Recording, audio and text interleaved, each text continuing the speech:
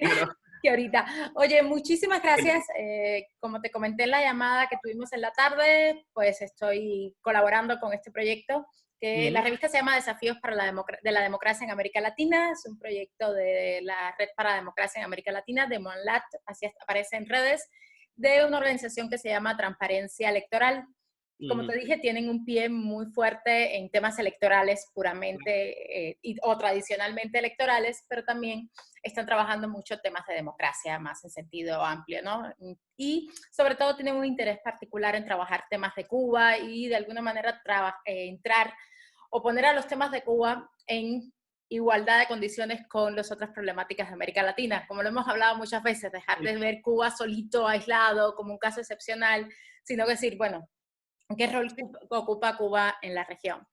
Y tenemos un número mensual, sale durante los 4 o 5 primeros días del mes, la convocatoria es permanente, ya te envié los datos del tipo de artículos para que también se los compartas a Perfecto, tus sí, se los voy conocidos. a compartir a ellos, sí. Ujú. Y para ti también, para el momento en Claro. que quieras compartirnos algo, pues Ujú. están las puertas totalmente abiertas. Gracias.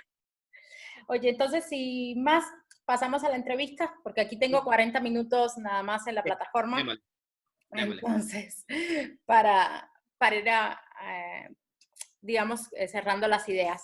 Si te diste cuenta, las preguntas van como de algo más teórico y más general a ya la experiencia en particular y sobre todo centrándonos en lo que estamos viviendo hoy y cómo Ujú. en cuestión de menos de un mes ha habido toda una revolución en el mundo, porque sí, en China está desde finales de noviembre, pero efectivamente desde el momento en que llega a Europa y la forma en que llega a Europa todo este tema de la epidemia y cómo se han acelerado las cosas en los últimos 3, 4 semanas y lo que impacta para la región, sobre todo en las 4, 5, 6 semanas que se avecinan, o sea, las 4, 5, Claro. 6 semanas próximas.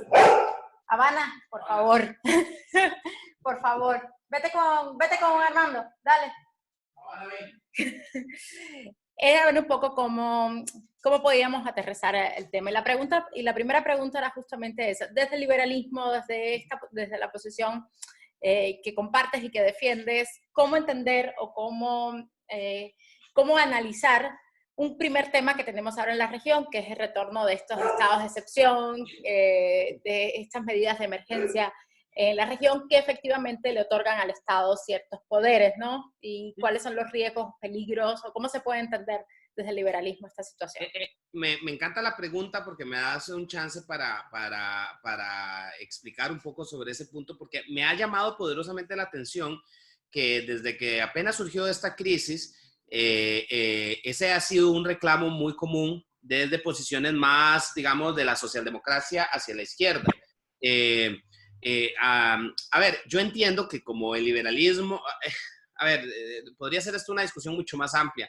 Digamos, yo como liberal progresista que soy, te podría decir que mucho de lo que llaman neoliberalismo, que yo no voy a negar que exista, porque no es tampoco irme a esa posición, yo lo veo más como un capitalismo de amiguetes, más como un crony capitalism, como le dicen los gringos, en el que hay un sector privado que habla de libre comercio, que habla de libertades, pero que muy convenientemente se acomoda al Estado y vive a su amparo y bajo su ala para cuando le conviene.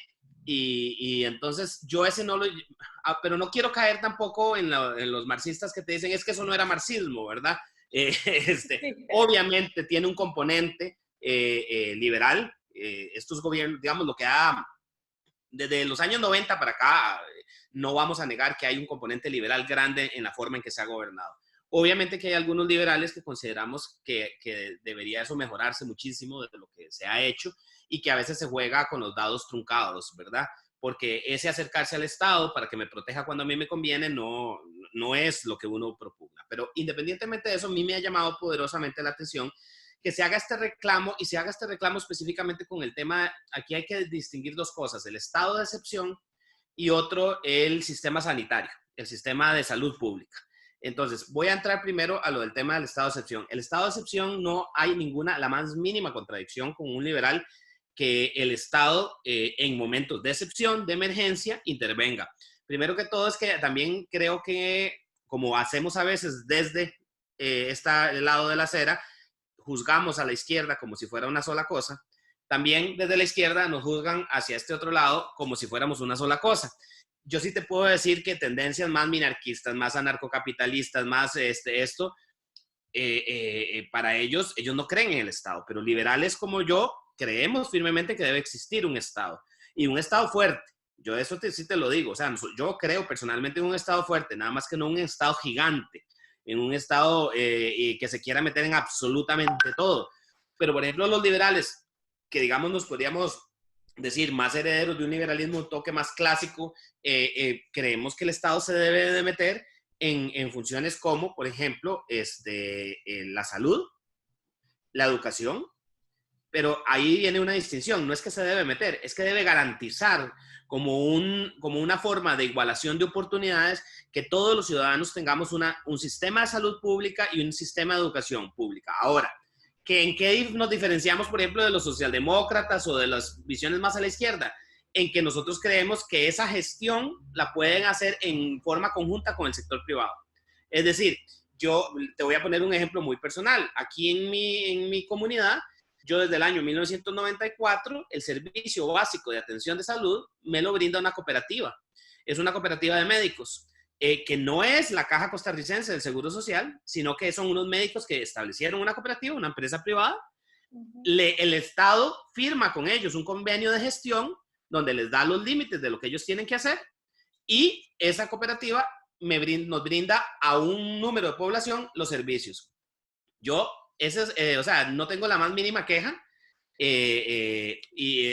con el servicio. Y te voy a poner ejemplos. Yo tengo desde 1994 hasta la fecha de recibir servicio con ellos, nunca he tenido que sufrir una huelga, nunca. O sea, cuando están en huelga en el otro lado, ellos siguen trabajando. Siguen trabajando, claro. Segunda cosa, los costos salen a la mitad de lo que salen los costos para el Estado. Yo tengo servicio de entrega de las medicinas a domicilio. En mi casa me las entregan. Yo tengo posibilidad de sacar citas por teléfono, de sacar citas por internet. Yo no tengo que ir a hacer una fila para hacer nada. Y además, esta cooperativa, en el compromiso de gestión, también se compromete a ejercer las funciones de salud preventiva relacionadas, por ejemplo, con control epidemiológico.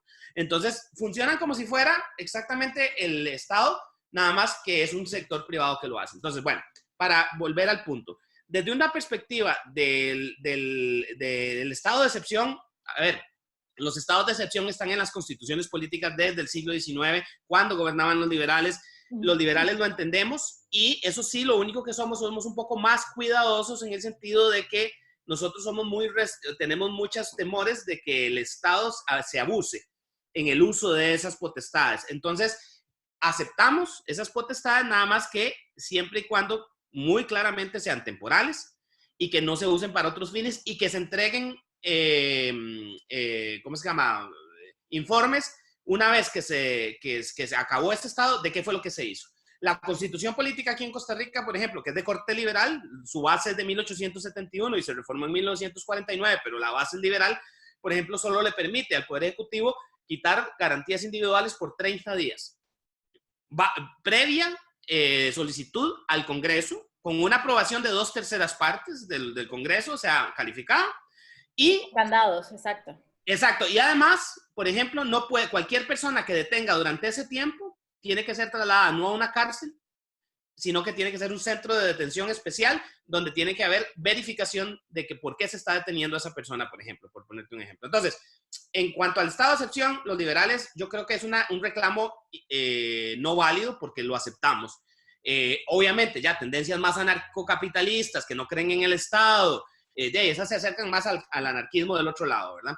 Ahora, con el sistema de salud, que yo lo toqué un poquito por ahí, un reclamo que se nos hace mucho ahora es, ven, como que el Estado sí era importante, que ahora nos está salvando de todo esto. De que no quieren, exacto. Exacto, yo creo que es una crítica que yo entiendo, pero creo que primero generaliza mucho, porque, digamos, nosotros... y te voy a poner el caso mío específico. Nosotros creemos en que la salud pública la debe brindar el Estado. Y además hay otro punto más crucial. El control epidemiológico es algo que solo el Estado lo puede realizar. El sector privado no lo realiza. yo hice un estudio casualmente sobre la historia del control epidemiológico, que es muy interesante porque el control epidemiológico surge desde el siglo XVII. Obviamente, pestes han habido a lo largo de toda la historia, pero es hasta el siglo XVI-XVII que los estados, las monarquías europeas se empiezan a preocupar por las pandemias, por las cosas. Y es casualmente una mezcla entre el sector público y el sector privado. Fueron matemáticos y estadísticos ingleses en el siglo XVII que trabajaban para las aseguradoras del capitalismo que estaba apenas surgiendo, las que empezaron a hacer los cálculos, digamos, por ejemplo, hacer los censos de población para calcular los seguros de vida. Y esos censos se empezaron a utilizar para cuestiones de salud por la corona y por entes públicos. Y entonces fue una mezcla muy interesante entre el sector privado y el sector público trabajando de la mano. Entonces, te voy a poner ya un caso muy particular acá de Costa Rica. Costa Rica, el que inicia todo de una manera sistemática y estructurada el tema del control epidemiológico fueron los liberales. En 1880, en Costa Rica, los liberales establecen el primer laboratorio público a cargo del Estado para hacer análisis. En 1890 establecen lo que se llama los médicos de pueblo, que son médicos en cada pueblo. Tenía que haber un médico costeado por el Estado que se encargara de la salud de los pobres. ¿Cómo es que se llama? Posteriormente, en 1907, establecen el primer departamento de sanidad en una alianza público-privada con el Instituto Rockefeller de Estados Unidos para luchar contra la anquilostamosis, para una epidemia, para una enfermedad. Y es la influenza española hace 100 años exactamente, porque a Costa Rica nos atacó en 1920, la que hace que surja la Subsecretaría de Salubridad Pública a raíz de esta epidemia, y en 1927 uno de los presidentes liberales, don Cleto González Víquez, establece el Ministerio de Salud en Costa Rica. Entonces, después vienen los comunistas, después vienen los socialcristianos, establecen ya la seguridad social, todo esto. Entonces, lo que yo siempre he dicho, y hoy una de las cosas en los reclamos que me han hecho a mí aquí es, señores, no nos apropiemos de algo que ha sido construido por todos. Todos hemos aportado algo. Los liberales pusimos los cimientos. Los comunistas dieron una crítica para que la salud pública se viera más allá de solo una cuestión de caridad y fuera una cuestión más de base. Política pública de base, exacto. De política pública. Luego vinieron los socialcristianos y los socialcristianos fueron, que Costa Rica es un caso particular rarísimo, fue la Iglesia Católica, el conservadurismo y el comunismo se unieron, hicieron una alianza pública, o sea, hicieron una coalición de gobierno y ellos pasaron dos leyes importantísimas. La seguridad social la crearon la Universidad de Costa Rica y el Código de Trabajo. Los conservadores, la Iglesia y los comunistas. Una vara sui generis rarísima. Solo en este país se pudo haber dado esa conjunción tan rara, porque realmente yo una vez se lo decía a Pedro Cerolo, el diputado del Partido Socialista Español, que una vez que estaba acá, y yo le contaba esta historia y él no me lo creía, y él me decía ¿cómo es posible, no? Le decía yo, los franquistas con los comunistas, y le digo, sí, así se unieron, imagínate qué cosa más rara. Entonces, a ver, yo entiendo también esta crítica desde una perspectiva de que la socialdemocracia viene muy caída, de capa caída, y de verdad el liberalismo, lo que llaman neoliberalismo, ha sido lo predominante. Entonces yo siento que están agarrando una oportunidad para tirarnos. Sin embargo, yo siento que en algunos casos es justo el reclamo, en otros no tanto. Perfecto, muchísimas gracias. Entonces, para ir aterrizando un poquito, y ahora te voy a pedir una especie de ejercicio de futurología, porque es muy poco lo que se puede prever que pase por cómo están evolucionando los acontecimientos, pero sí, ¿de qué manera crees que puede impactar la forma en que esta crisis ha golpeado al mundo en términos sociales, en términos políticos? O sea, 2, 3, 4 ideas de cambios que pueden intuirse o pueden preverse a partir de esta situación. A mí como vos decís, no me gusta la futurología, sobre todo cuando los eventos están en trámite, en movimiento, ¿verdad? Pero sí yo te voy a decir algo, mi olfato, y tal vez me equivoque, uno desde las ciencias sociales se equivoca muchas veces, pero algo tiene de olfato. Desde mi olfato estamos en un antes y un después muy importante. A mí me tocó vivir muy joven el cambio del muro de Berlín, la caída del muro de Berlín, y se sentía en aquel momento que iba a haber un cambio grande, y lo hubo. En la actualidad yo siento que va a haber un antes y un después desde muchas perspectivas. Yo siento que el mundo estaba en un momento de desorientación antes del COVID ya bastante complejo, con todos estos movimientos autoritaristas, autoritarios, las democracias liberales totalmente deslegitimadas, la crisis del 2008, que fue económica básicamente, fue el preámbulo de esto. Y yo siento que yo he estado comentando con amigos liberales en estos días, porque obviamente hemos visto, ahí tenés a Zizek todos los días feliz porque él jura que esto ya es un golpe al capitalismo. Y a mí me da risa porque el capitalismo, o sea, creo que el capitalismo tiene una capacidad de transformación impresionante y por eso ha permanecido tanto tiempo. Yo siempre a la gente que me dice que ojalá que este sistema que hay que cambiarlo, créeme lo que yo también creo que el sistema tiene una serie de cuestiones que no están bien y que se tienen que adaptar y que tienen que cambiar, pero yo creo que también ha sido una época de muchísimo desarrollo. O sea, digamos, esta etapa capitalista, el bienestar social, el bienestar individual de las personas ha mejorado muchísimo. O sea, y tiene con grandes contradicciones, y esas contradicciones son sobre las que tenemos que trabajar. Aquí entra también el tema de la globalización. Definitivamente, esto va a ser un inicio antiglobalizador.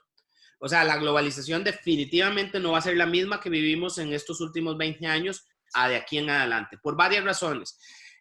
Yo sigo creyendo que la globalización es un elemento importantísimo, porque la globalización lleva democracia a otros lados, la globalización nos pone en contacto entre seres humanos, no solo entre mercancías, y es que yo creo que ahí es donde ha habido el error, y haciendo un poco de autocrítica desde el liberalismo, que se ha visto nada más la globalización como un fenómeno económico nada más, pero la globalización tiene otros muchos factores que son muy positivos.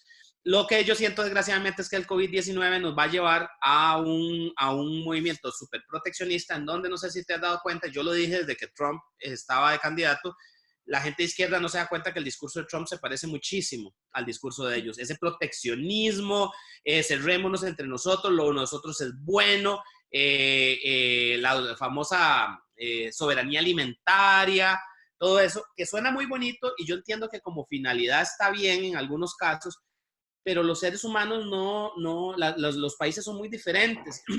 Y hay países que pueden, un país como Estados Unidos o como China, por su extensión, su cantidad de habitantes, pueden producirse un montón de cosas y autoabastecerse. Pero otros países tan pequeños como nosotros, y yo te lo digo desde un país que fue la última provincia del Virreinato de Nuevo México, que fue la provincia más alejada de todas, que no tenía no teníamos un mercado interno donde podíamos vender nuestras cosas. Costa Rica nace, o sea, su primer actividad económica fue exportadora. Nosotros lo primero que exportamos hacia Panamá fueron mulas. Nosotros les vendíamos las mulas a los panameños cuando venían los galeones españoles desde Perú hasta Panamá y necesitaban pasar el oro hacia Portobelo y de ahí irse para España. Nosotros éramos una agencia de logística porque vendíamos mulas y vendíamos bizcocho para que se alimentaran en los barcos. Entonces, nosotros fue primero mulas, después vendimos cacao, después vendimos tabaco. Todo fue siempre hacia el externo. O sea, nosotros nunca teníamos un mercado lo suficientemente grande. Eso nos aisló y eso nos permitió ser la singularidad de este país que se mantuvo muy, muy encerrado. Pero como te digo, el COVID va a afectar eso, va a afectar la globalización. Creo que se van a dar las cadenas productivas globalizadas, van a variar completamente. Está pasando, y te pongo un ejemplo que está pasando en tiempo real. Intel, la empresa esta de microprocesadores que estaba aquí en Costa Rica, bueno, ha estado por muchos años, nosotros tenemos una gran exportación de microprocesadores, se había llevado la manufactura de los microprocesadores para Asia, para China, porque estaban más cerca de donde ellos vendían. Eso y dejó aquí en Costa Rica básicamente el laboratorio de alta tecnología. Apenas empezó el COVID y el problema de China, se trajeron de vuelta la manufactura y están contratando un montón de gente. Entonces, es interesante, si te das cuenta, la OIT está diciendo que se pueden perder 25 millones de puestos de trabajo. Creo que sí, en el corto plazo, pero creo que se va a reacomodar el mundo. El mundo se va a reacomodar. Entonces, creo que no sé hacia dónde irá, pero sí creo que queda golpeada la globalización y vamos a buscar formas un poquito distintas, más proteccionistas. Yo, desde mi perspectiva, no sé si eso será positivo, pero creo que sí le va a ser positivo a algunos que tal vez han sido perdedores en la etapa globalizadora. Va. Como región, América Latina, ¿dónde nos encuentra en términos de regímenes políticos, en temas económicos, esta crisis? Nos encuentra para mí en un muy mal momento. A mí me preocupan diferentes áreas de América Latina. Me preocupa muchísimo Chile. Me preocupa muchísimo Chile. En este momento Chile estaba pasando, Chile había tenido una antesala no relacionada con una epidemia, sino con una crisis del modelo, a mi parecer, que hay que analizar más allá de lo que siempre se dice. Ay, es que la democracia nunca se rompió con la dictadura. Puede ser desde una perspectiva constitucional y todo eso. Sin embargo, Chile yo creo que fue lo que se dio ahora fue una revolución de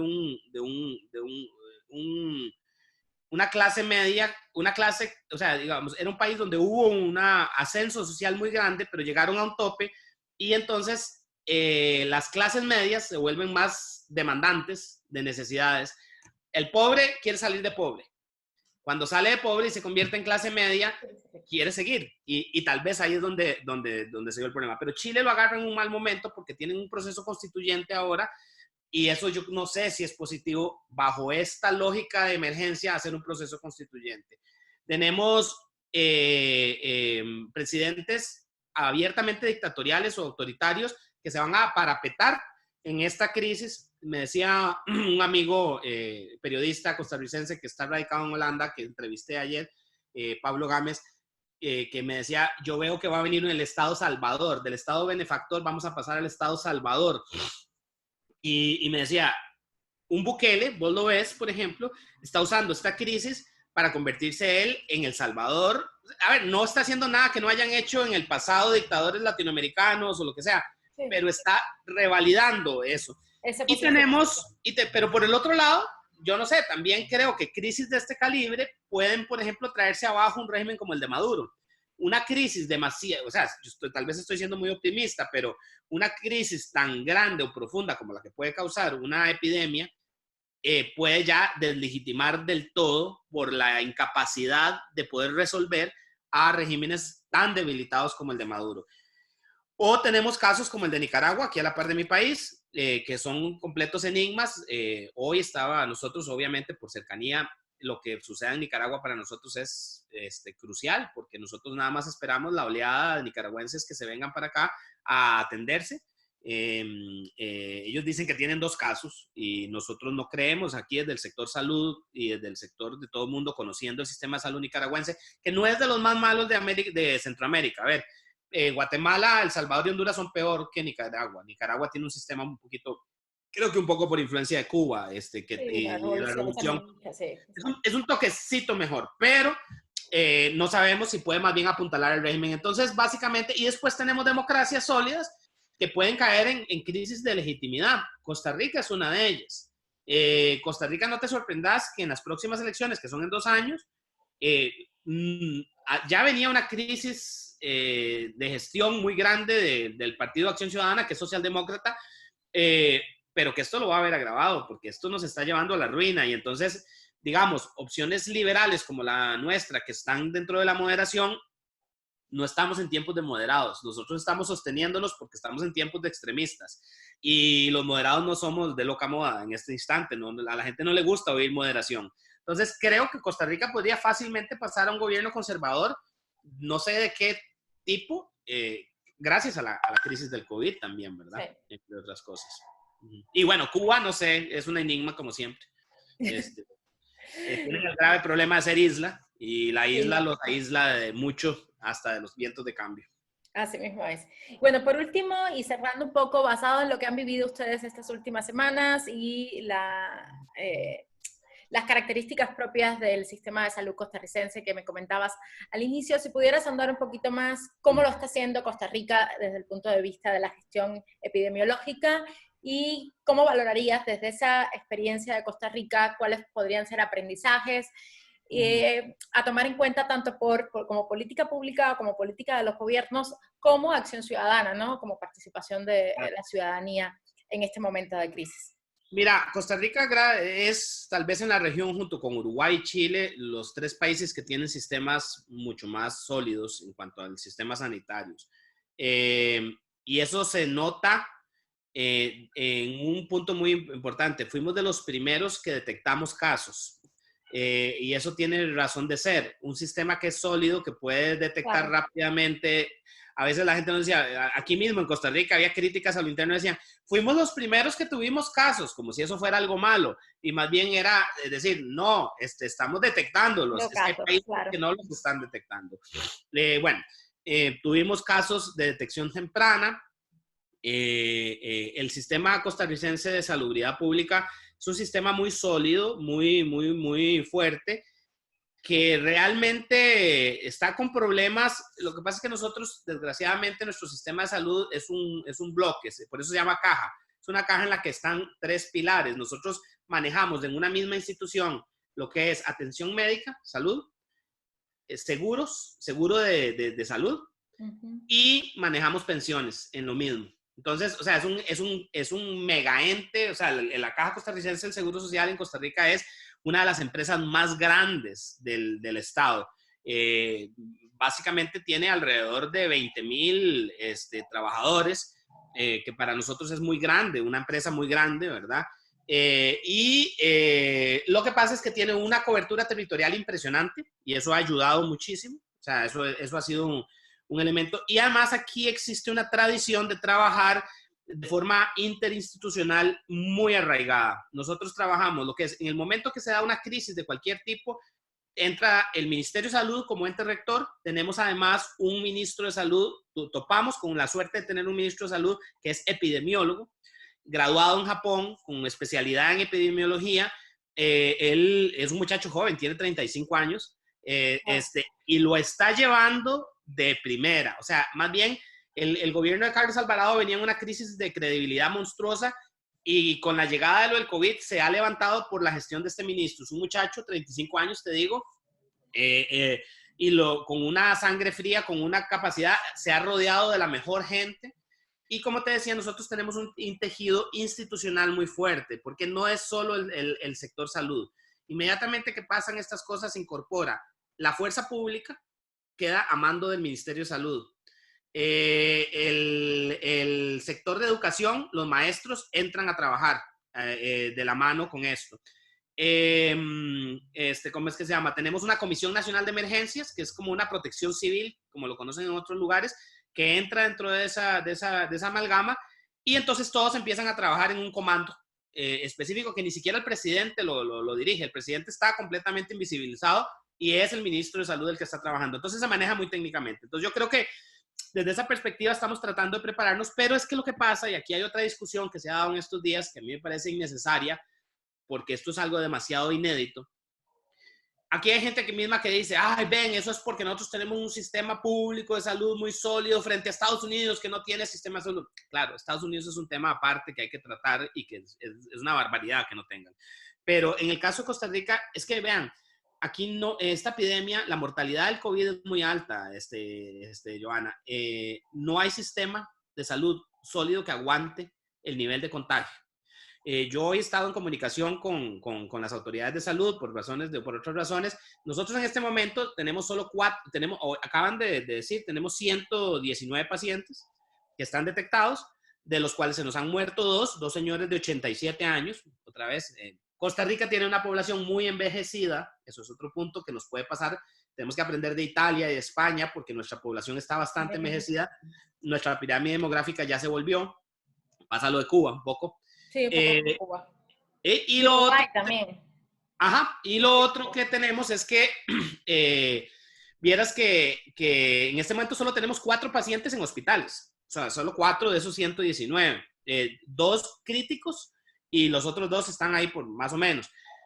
Pero ya sabemos que estas 2 semanas que vienen viene el pico, porque estamos aumentando de 20 casos en 20 casos ya por día. ¿Qué ha hecho bien para mí el gobierno?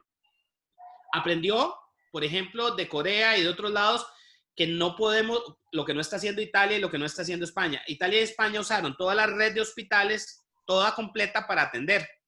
Y eso, ¿sabes qué es un problema? que contagias a otras personas que no están en el momento en que estás atendiendo. Entonces, Costa Rica en este momento está cogió el Hospital del Trauma, que es un hospital recién creado para temas de accidentes, lo vació y lo convirtió en el Hospital COVID.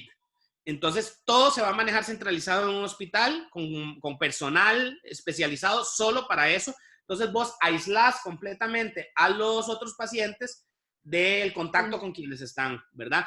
No significa eso, y no significa eso que no vamos a tener que usar otros hospitales si el pico viene muy grande, ¿verdad? Y lo otro, inmediatamente se aplicaron todos los, otra cosa que es crucial, Johanna, es el tema, la trama institucional. Y digamos, la Contraloría General de la República autorizó inmediatamente a la compra inmediata de respiradores. Se están comprando más de 800 respiradores de forma inmediata. Por otro lado, la Asamblea Legislativa en pleno está trabajando las 24 horas para pasar leyes. En los últimos 3 días hemos hecho una reforma al Código de Trabajo para para dar la flexibilización. O sea, se está pudiendo, los empresarios privados van a poder, sin despedir, suspender el contrato de trabajo y pagar un porcentaje del salario que se está pudiendo dar. Por ejemplo, usted puede negociar con su trabajador y decirle, no le pago ahora más que el 25% y usted después me repone y yo le pago el resto, pero para que no haya despidos, porque la crisis económica es terrorífica. Y que es lo que viene después, exacto. Sí, pero digamos, básicamente lo que te podría decir como enseñanza, digamos, bottom line, como dicen los gringos, es una red